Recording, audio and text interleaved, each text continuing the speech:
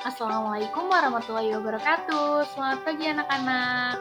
Di pertemuan 3 kali ini, kita akan membahas tentang sel hewan dan sel tumbuhan. Tujuan pembelajaran pada pagi hari ini adalah menjelaskan konsep dasar sel sebagai unit struktural dan fungsional dasar kehidupan, memahami peran masing-masing struktur dalam menjalankan fungsi sel, serta mengidentifikasi perbedaan-perbedaan utama antara sel hewan dan sel tumbuhan, seperti adanya dinding sel pada sel tumbuhan, kloroplas yang hanya ada pada sel tumbuhan, dan lain-lain. Kalau kita melihat gambar ini, apa yang kalian pikirkan tentang gambar ini?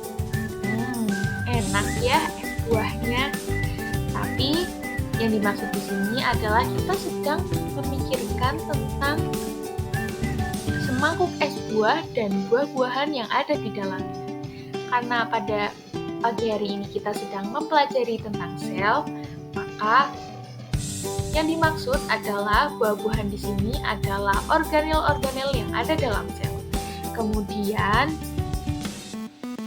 kuah yang ada di dalam es buah tersebut adalah sitoplasma dan mangkok adalah membran sel dalam sebuah sel.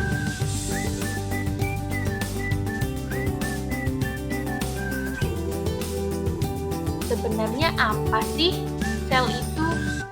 Sel adalah unit atau bagian terkecil yang menyusun tubuh makhluk hidup. Para peneliti dari dahulu telah meneliti sel sehingga muncul sebuah teori tentang sel. Teori sel menyatakan bahwa seluruh sel makhluk hidup tersusun atas sel. Sel adalah unit dasar dari struktur dan fungsi makhluk hidup.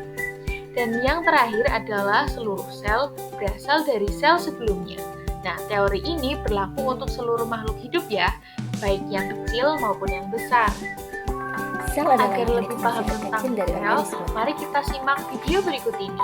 Semua sel memiliki 3 kesamaan. Agar lebih paham tentang Tidak peduli sel, apa jenis sel mari mereka. kita simak video berikut ini. Semua Agar sel lebih memiliki paham membran tentang sel yang sel, memisahkan dalam mari sel kita dari simak lingkungannya. video berikut ini. Sitoplasma yang merupakan cairan Agar seperti lebih jarum. paham tentang sel, Dan DNA mari kita yang simak merupakan video berikut materi ini. sel genetik. Agar lebih paham tentang Ada 2 sel, kategori besar mari kita sel. simak video berikut ini.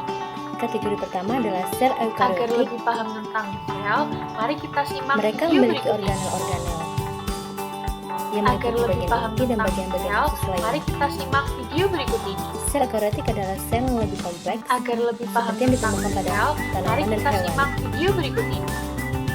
Kategori kedua adalah sel Agar lebih paham prokaryotik. tentang sel, mari kita Mereka simak tidak memiliki video nukleus berikut atau ini. membran penutup organel. Mereka memiliki Agar materi lebih genetik paham tapi tentang tidak terkandung sel, di dalam mari kita sel. simak video berikut ini. Sel prokaryotik kan Agar selalu lebih paham bersel satu tentang sel, mari kita atau simak organisme video berikut uniseluler ini. seperti bakteri.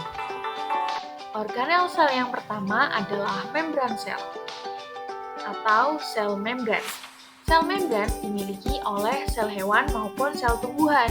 Fungsinya yaitu untuk mengontrol keluar masuknya bahan-bahan yang dibutuhkan oleh sel, yaitu partikel makanan, air, oksigen, dan sisa metabolisme tubuh. Serta membran sel juga menjadi batas antara sel dengan lingkungan. Dinding sel. Dinding sel adalah bagian terluar dari sel tumbuhan yang berfungsi melindungi sel tumbuhan. Nah, dinding sel hanya dimiliki oleh tumbuhan yang bersifat kaku, sehingga membuat tumbuhan tidak bisa bergerak seperti pada hewan. Selanjutnya, ada nukleus. Nukleus adalah nama lain dari inti sel. Nukleus terdapat pada sel tumbuhan maupun pada sel hewan, dan fungsinya adalah untuk mengatur seluruh aktivitas sel, seperti kalau otak pada tubuh kita. Yang selanjutnya adalah mitokondria. Mitokondria terdapat pada hewan dan tumbuhan. Fungsi dari mitokondria adalah memproduksi energi melalui proses respirasi sel. Selanjutnya ada vakula. Vakula berfungsi untuk menyimpan air, makanan, dan sisa-sisa hasil metabolisme. Vakula terdapat pada hewan dan tumbuhan, namun pada sel tumbuhan lebih besar karena menyimpan hasil fotosintesis. Selanjutnya ada kloroplas. Kloroplas jelas hanya ada pada tumbuhan ya. Kloroplas mengandung zat hijau daun yang disebut dengan klorofil. Dan adanya klorofil, maka kloroplas berperan dalam proses fotosintesis yang menghasilkan makanan berupa glukosa.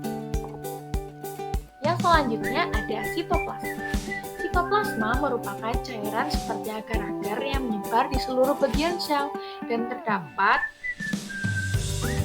reaksi kimia di dalam sel. Sitoplasma mengisi ruang-ruang kosong di antara bagian-bagian sel.